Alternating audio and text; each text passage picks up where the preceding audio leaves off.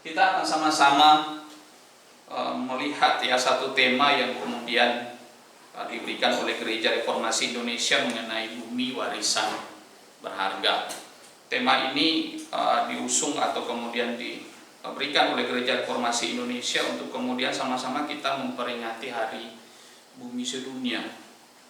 Ya, Hari Bumi Sedunia. Ada yang tahu Hari Bumi Sedunia tanggal berapa? Ya, sebagian tahu, sebagian ragu-ragu untuk menyebut. Ya. Jadi Hari Bumi Sedunia itu jatuh pada tanggal 22 April. Ya, sekitar tahun 70-an. Ya. Itu kemudian diperingati sebagai Hari Bumi Sedunia, ya.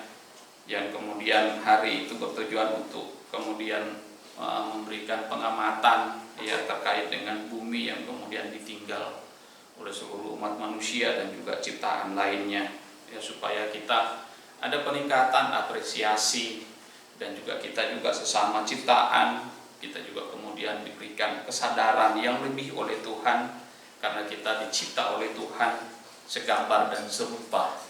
Dan bahkan Alkitab menyatakan kepada kita bahwa kita diciptakan oleh Tuhan sungguh amat baik. Ya, nanti kita akan lihat satu persatu. Dan tema Hari Bumi Sedunia pada tahun ini 2025 mengangkat tema energi kita dan juga planet kita. Ya, energi kita dan planet kita. Ya, jadi ini tema ini diusung untuk kemudian menyerukan bersama untuk kemudian mendidik, mengadvokasi dan juga memobilisasi masyarakat ya supaya sadar dan kemudian mulai mendukung ya energi terbarukan. Energi terbarukan itu lebih kepada menciptakan menciptakan yang ramah lingkungan ya, termasuk penggunaan listrik dan lain sebagainya ya, supaya kita bisa tinggal dengan penuh aman, penuh damai ya di tengah-tengah dunia yang kemudian Tuhan tempatkan kita ada, dan juga kita boleh sama-sama bagaimana kemudian kita sebagai orang percaya diberikan tanggung jawab lebih oleh Tuhan. Ya. Namun kemudian juga fakta yang menarik untuk kemudian kita juga melihat bahwa sebetulnya bumi yang sedang kita tinggali hari ini sudah berada di dalam krisis. Ya. Krisis ekologi ya, kalau kemudian kita melihat ya beberapa bulan sebelumnya ya, khususnya di Kalimantan Barat terjadi banjir di mana-mana. Beberapa orang kemudian mulai mengomentari bahwa dulu banjirnya tidak segini, tetapi hari ini angka amat sangat mengagetkan. Ya, saya kemudian pelayanan juga di Sosok, kemudian saya bercerita dengan salah satu tukang parkir yang ada di Sosok. Lalu kemudian dulu Pak, banjirnya itu hanya semata kaki gitu ya, artinya dari tapak cuma segini aja gitu. Tapi sekarang udah sampai di dada. Ya. Nah, berarti ya bumi kita sedang ya dalam keadaan tidak baik-baik saja. Memang juga ada juga bencana itu apa? Banjir itu juga bisa disebabkan oleh karena bencana alam ya. Kalaupun juga ada gempa bumi, gunung meletus, ya dan lain sebagainya. Tetapi juga kalau kemudian kita juga melihat dalam bagian itu, sebetulnya juga itu juga adalah ulah kita juga manusia. Ya kalau kemudian kita mikir-mikir, gitu ya, merefleksi ke belakang juga. Tetapi juga ada yang kemudian juga, ya, jadi itu bersifat destruktif. Ya, bersifat destruktif itu artinya adalah bersifat merusak, ya, menghancurkan. Ya, jadi kalau gempa bumi, ya jadi itu termasuk ya bencana alam. Tapi juga ada yang kemudian juga disebabkan oleh ulah manusia itu sendiri. Ya, rakusnya manusia yang kemudian juga merusak bumi. Nah, kita akan merenungkan bagian itu di dalam satu bagian Alkitab yang terdapat di dalam kitab Kejadian pasal 1. Ya. Kitab Kejadian pasal 1. Jemaat sekalian, saudara-saudaraku bisa melihat mulai dari ayat 1 sampai ayatnya yang terakhir ya, di ayatnya yang ke-31. Ya, saya akan bacakan ayatnya yang pertama ya, ada beberapa ayat saja saya akan bacakan untuk kita semua nanti sambil khotbah ya, saudara-saudara bisa melihat dalam Alkitabnya masing-masing. Demikian firman Tuhan, pada mulanya Allah menciptakan langit dan bumi. Kita melihat juga ayatnya yang ke-26 sampai ayat yang ke-28. Berfirmanlah Allah, baiklah kita menjadikan manusia menurut gambar dan rupa kita, supaya mereka berkuasa atas ikan-ikan di laut, dan burung-burung di udara, dan atas ternak, dan atas seluruh bumi, dan atas segala binatang melata yang merayap di bumi. Maka Allah menciptakan manusia itu menurut gambarnya, menurut gambar Allah. Diciptakannya dia, laki-laki dan perempuan. Diciptakannya mereka, ayatnya yang ke-28, Allah memberkati mereka. Lalu Allah berfirman kepada mereka, beranak cuculah dan bertambah banyak, penuhilah bumi dan taklukkanlah itu. Berkuasalah atas ikan-ikan di laut dan burung-burung di udara, dan atas segala binatang yang merayap di bumi. Demikian pembacaan firman Tuhan. Yang dikatakan berbahagia ialah setiap kita yang tidak hanya membaca, mendengar, tetapi juga yang melakukannya di dalam kehidupan kita hari ke hari. Jemaat saudara-saudariku yang terkasih di dalam Tuhan kita Yesus Kristus, kalau kemudian kita memperhatikan Alkitab, Kejadian pasal 1 atau peristiwa penciptaan, maka menarik, kita akan menemukan di sana bahwa ternyata di dalam peristiwa penciptaan itu ada satu yang sangat menarik. Ya, yang menarik itu adalah kita dapat melihat adanya relasi yang fundamental, ya, antar sesama ciptaan, yaitu manusia dengan dirinya sendiri, manusia dengan Allah, manusia dengan sesama ciptaan, ya, yang lainnya, yang kemudian tinggal bersama di satu tempat, yaitu bumi yang Tuhan ciptakan. Kejadian pasal 1 ayat 1 itu sudah menegaskan bagian itu di sana. Berarti tidak ada tempat yang lain yang kemudian bisa ditinggal oleh manusia dan sesama ciptaan. Maka mau tidak mau, ya kita harus menciptakan relasi yang fundamental itu. Relasi yang sangat mendasar, yang telah Tuhan ciptakan, yang telah Tuhan rangkai, yaitu kemudian dicipta oleh Tuhan dalam karyanya yang berdaulat. Maka kemudian juga kita melihat juga bagian Alkitab yang lain. Di sana juga kemudian juga disampaikan kepada kita bahwa dosa kemudian mulai memporak-porandakan, dosa kemudian mulai membuat suatu kekacauan seluruh ciptaan, termasuk juga manusia itu sendiri. Maka sebetulnya kejatuhan manusia di dalam dosa itu merupakan reflektif yang sangat tepat bagi kita sebagai anak-anak Tuhan, sebagai umat tebusan Tuhan, untuk kemudian kita mulai sadar, ya, bagaimana kemudian kita melihat relasi yang fundamental itu di dalam peristiwa penciptaan yang kemudian Tuhan anugerahkan bagi kita, dan kita juga ada di sana. Lalu kemudian yang menarik adalah, ya, mungkin saudara-saudara pernah lihat, ya, lembaga National Geographic ini, lembaga ini sudah ada sejak abad 18, ya, berarti sudah kurang lebih 4 abad, ya, lembaga ini. Kalau kemudian kita berselancar atau kemudian kita melihat, ya, searching di web atau di situs National Geographic ini, maka kita akan menemukan di sana gambar-gambar itu, simbol kuning itu bingkai, ya, berarti mereka memotret keindahan-keindahan dunia yang begitu mengagumkan, ya. Dan itu semua adalah hasil ciptaan Tuhan, hasil ciptaan Tuhan yang kemudian Tuhan nyatakan. Itu kalau kita lihat gambar-gambarnya itu, wow, sungguh luar biasa, keindahan alam yang begitu luar biasa. Namun juga ada satu moto, ya, sehingga kemudian juga, ya, terurai di dalam kalimat ini, ya, bahwa kita diajak untuk kemudian mencintai bumi yang kemudian menjadi tempat untuk kita tinggal. Supaya apa? Supaya kita tidak hanya bisa menikmati keindahan-keindahan yang kemudian juga dipaparkan, ya, atau kemudian ditunjukkan oleh lembaga itu. National Geographic itu lebih kepada arkeologi, lebih kepada lingkungan, lebih kepada alam. Ya, nanti saudara bisa lihat di web, Ya, itu sangat banyak ya gambar-gambar yang sangat indah. Jadi bukan hanya saja kita melihat keindahan-keindahan itu, tetapi juga kita bisa mewarisi keindahan-keindahan itu dengan kedamaian, dengan kesejahteraan kepada generasi-generasi kita selanjutnya. Jadi kita bukan tidak hanya hidup untuk kita hari ini, ya, atau hari kemarin dan seterusnya, tetapi juga kita hidup untuk hari esok dan juga seterusnya. Artinya juga kita makin ke sana, ya, setelah itu kita hilang di permukaan bumi ini.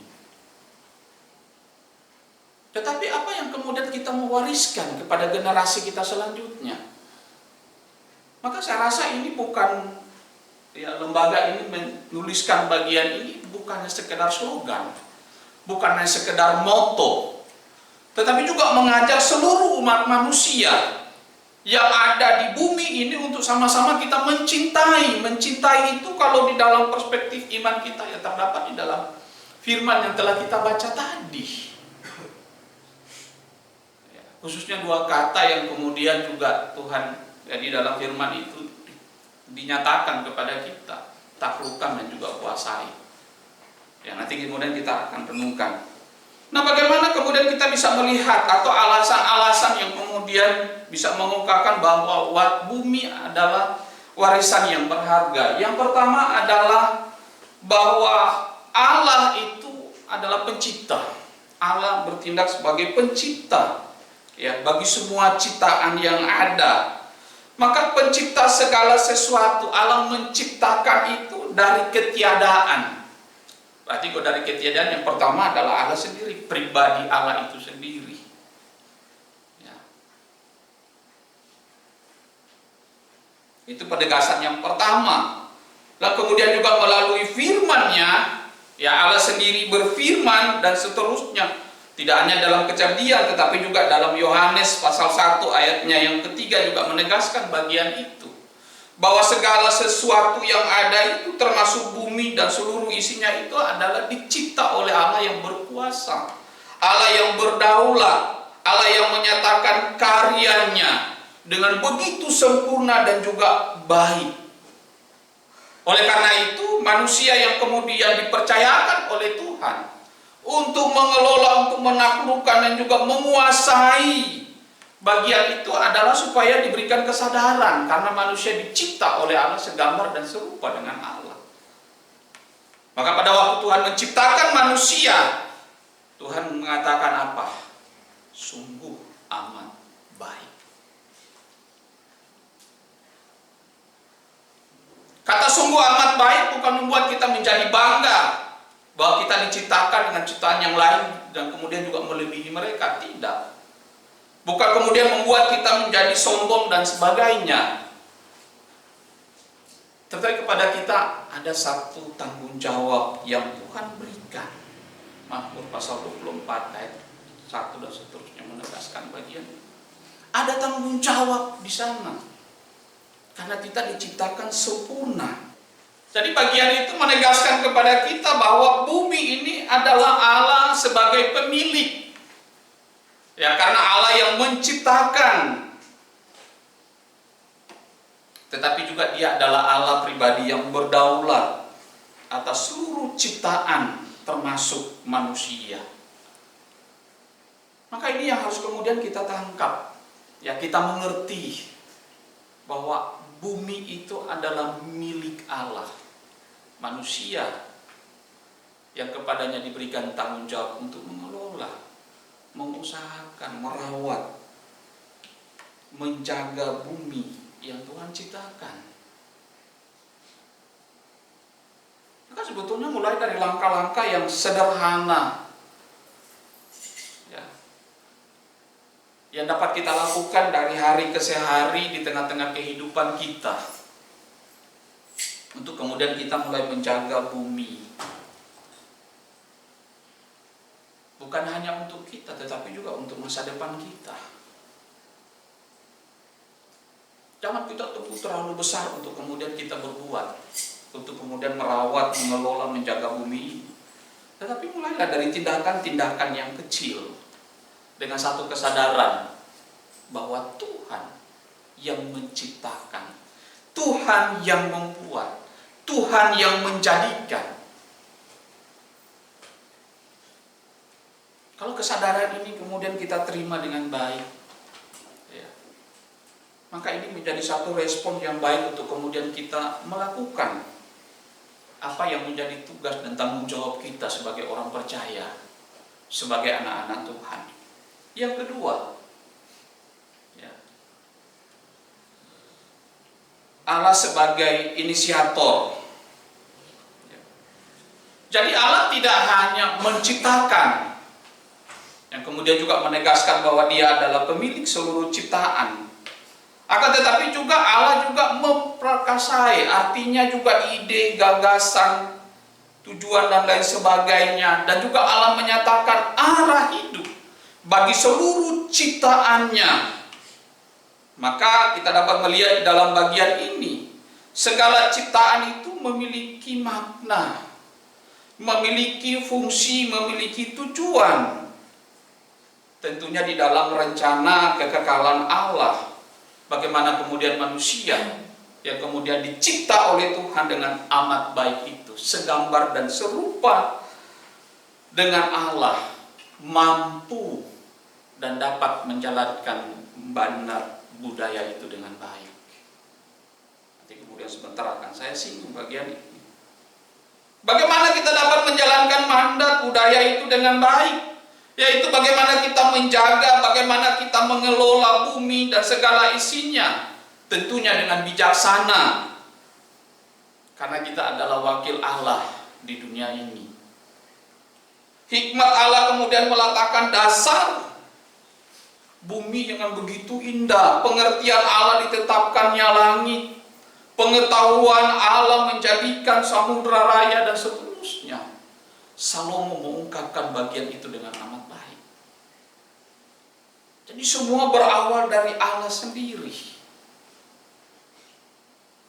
Maka kembali lagi kepada poin yang tadi. Maka Allah yang berinisiatif untuk kemudian berkarya menjadikan bumi serta segala isinya. Itu menurut kehendaknya yang berdaulat. Maka kita sebagai manusia adalah penata layang.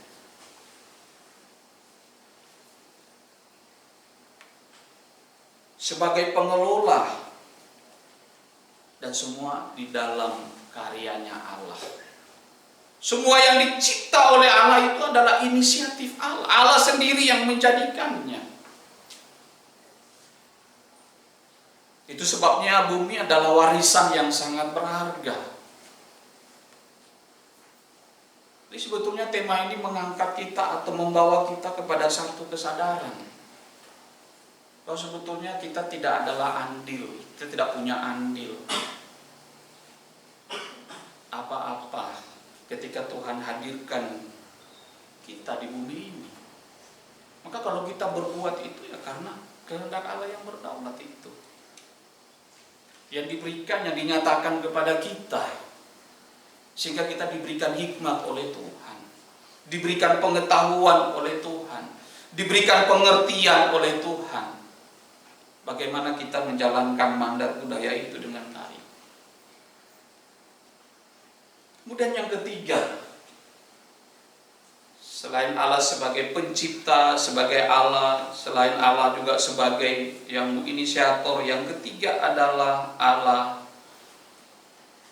yang kemudian membuat segala sesuatu yang diciptakannya itu menjadi dinamis, menjadi hidup. Maka itu sebabnya Allah di dalam bagian ini senantiasa menopang, menghidupkan, memperbarui ciptaannya yang begitu baik melalui karyanya yang begitu luar biasa.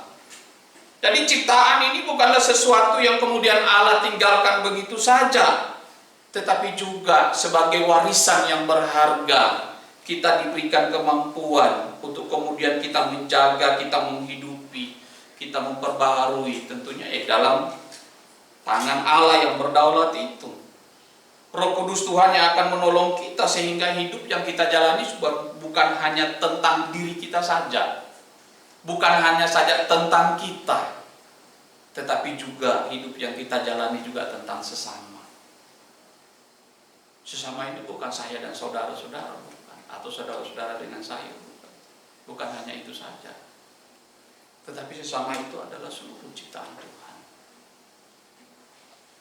Tapi bukan berarti dengan maksud yang tadi mengeksploitasi semua untuk kepentingan kita. Tapi hari-hari ini manusia melakukan itu. Ya, jadi kalau Bapak Ibu naik pesawat tuh dari atas, entah mau take off atau kemudian mau landing itu di Pontianak, ya kita bisa lihat dari atas. Sudah mulai banyak hutan yang gundul. Kalimantan Barat yang kemudian dikenal dengan hutan tropis, hari ini tidak lagi.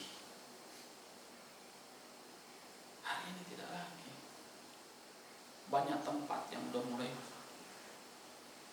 Saya kalau dari Ngabang menuju arah Sosok, kiri kanan udah dibabat semua. Yang ada tertinggal sawit. Hijaunya karena sawit, bukan hijau karena hutan tropis yang tadinya itu, yang dahulu kala itu. Kalau dulu hutan tropis Kalimantan bisa dibuat dokumenter film. Yang pernah nonton film Anaconda? Ada yang pernah nonton? Nah, itu filmnya diambil dari Kalimantan, hutannya dan ular-ularnya. Ya kan? Saya nonton film itu ularnya mengerikan, ya. Tapi di sini ditangkap lalu dimakan, hebat. Dengan mahasiswa saya, Pak, kami mau pergi mancing dulu. Ya, pergi mereka. Nggak lama kemudian mereka udah balik. Udah Pak, kami udah panen. Mana ikannya, saya bilang. Langsung dikeluarkan sama mereka, nih Pak. Mulut ternyata ikannya panjang, ya kan? Saya lihat geli-geli gitu. Jadi itu bukan lagi hutan, kiri kanan. Bersyukur kami di Mika masih ada hutan, walaupun cuma sedikit. Di Buper, ya kan, yang pernah jadi siswa di sana, pernah jadi siswi di sana, ya pasti tahu lokasi itu. Maka itu dijaga. Kalau kami mau ambil kayu di sana harus izin dulu. Ya, harus diketahui dulu oleh pimpinan. Jadi tidak sembarang, dijaga. Nah, itulah bagian dari bagaimana kita sebagai anak-anak Tuhan, sebagai orang percaya, kita diberikan tanggung jawab untuk kemudian merawat. Salah satu tindakan kita cinta lingkungan.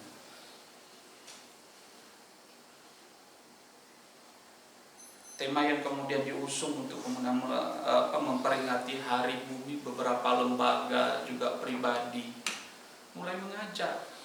Ada yang kemudian membersihkan pantai dengan mengangkat plastik-plastik. Di tempat kami di kampung saya, karena taman nasional, ya Taman Laut Bunaken, seluruh penyelam-penyelam tidak ada yang beraktivitas yang lain. Mereka menyelam, tetapi yang mereka lakukan bukan melihat keindahan taman lautnya, ya bersama dengan para turis, para tamu yang ada. Mereka menyelam untuk mengambil sampah yang ada di dalam laut. Dan itu berkarung-karung. Itu kalau mereka angkat lalu kemudian mereka timbun, waduh, itu sangat banyak sampah. Itu yang ada di dalam laut, belum yang di daratan yang dibawa ombak. Itu sangat banyak. Itu baru satu tempat, belum di tempat yang lain. Ada yang kemudian juga di Batam, saya melihat juga mereka mulai menanam pohon bakau. Ya, ada yang kemudian juga menanam pohon meranti, karena meranti adalah salah satu ciri khasnya adalah pohon tropis. Ya, mari mulai ambil bagian. Kalau kita tidak bisa tanam, kita punya uang, ya kasihlah uang beli pohon meranti, tanam. Bagian kecil-kecil. Lalu kemudian kami di Kalimantan Barat melalui Kementerian Agama, Bimas Kristen mengajak seluruh gereja untuk nanam pohon. Kalau tidak salah ada 1000 pohon yang ditanam. Dan ditanam pohon matoa.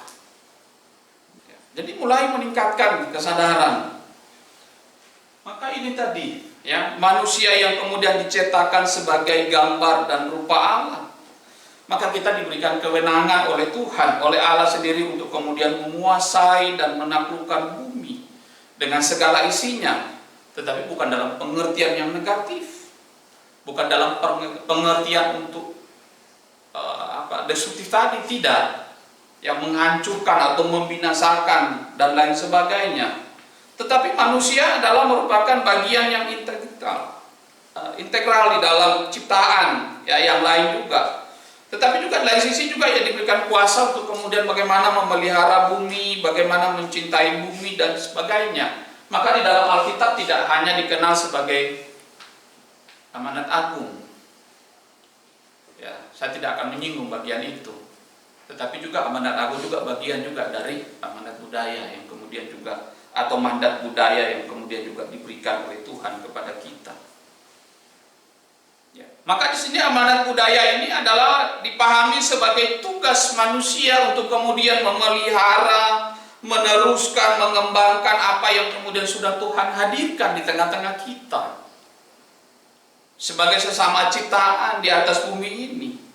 Tetapi juga manusia diberikan mandat untuk kemudian mengembangkan kebudayaan itu, merefleksikannya di dalam tindakan-tindakan yang nyata di tengah-tengah kehidupan kita sebagai umat yang dicipta oleh Tuhan dengan amat sangat baik. Maka kata menaklukkan dan kata menguasai sebetulnya kalau kita melihat di dalam teks asli Alkitab itu memiliki pengertian atau memiliki makna yang negatif. Tetapi kemudian juga ketika dua kata ini dihubungkan, itu juga memberikan makna yang begitu dalam tentang bagaimana Allah berkarya di tengah-tengah kehidupan kita manusia. Jadi kata menaklukkan di situ dan juga menguasai itu bukan dalam pengertian eksploitasi tadi, bukan.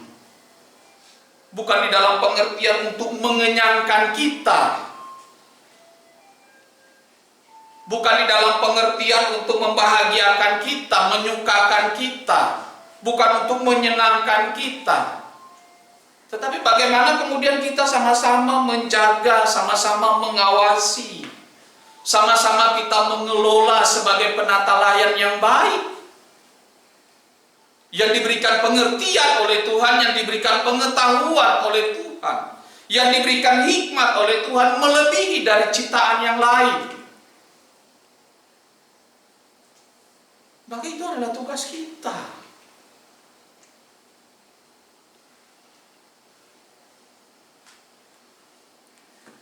Satu pakai kata kabas, ya, di dalam pengertian menaklukkan itu. Yang satu menggunakan kata rada di dalam teks asli Alkitab, PL Ibrani. Jadi dalam makna pengertian itu kita diberikan tanggung jawab. Bagian yang terakhir adalah untuk kita renungkan bersama, bumi adalah warisan yang sangat berharga bagi kita umat manusia, tetapi juga bagi semua ciptaan yang lain yang Tuhan hadirkan di tengah-tengah kita. Maka dengan semua yang telah kita lakukan, kita diajak untuk kemudian mengubah mindset kita. Dengan kata yang paling ekstrim adalah, marilah kita mulai bertobat dengan pola pikir kita yang, ya, saya tidak menghakimi, tetapi melihat bumi yang kita tinggali saat ini sangat mengerikan, miris. Ya, sampah di mana-mana. Ya, coba lihat di sungai itu. Sampai kemarin saya liburan itu, saya lihat ke tepi sungai Kapuas yang di sini itu, sampah mengerikan. Banyak sampah.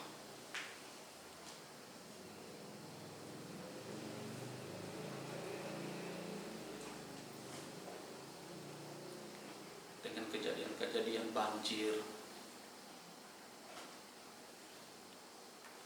di Darit itu, kami STT kumpul sebulan sebelumnya, sebulan berikutnya kami lihat sekolah yang sementara dibangun, tinggal atap, tinggal ujungnya itu ya. padahal itu udah di dataran tinggi itu.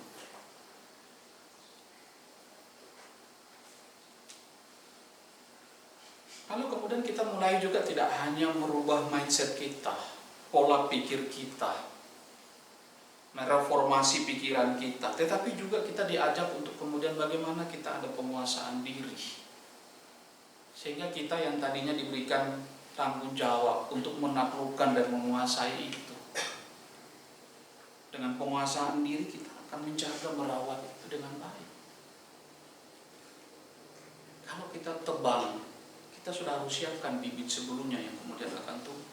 Paling tidak dia udah setinggi lewat kita lah, 3 meter, 4 meter, baru kita tebang pohonnya. Supaya ada yang baru. Karena kan pohon yang udah tua. Nah di SKM juga begitu.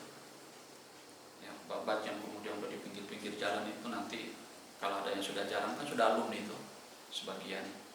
Nanti kalau masuk SKM itu sebagian pohon sudah mulai dibabat yang udah tua-tua.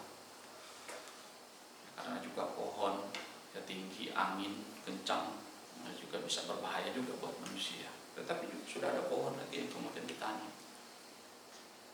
Gitu. Kalau kemudian saya di belakang semua yang segala rambutan atau yang tumbuh-tumbuh saya kumpulkan, saya kasih di polybag.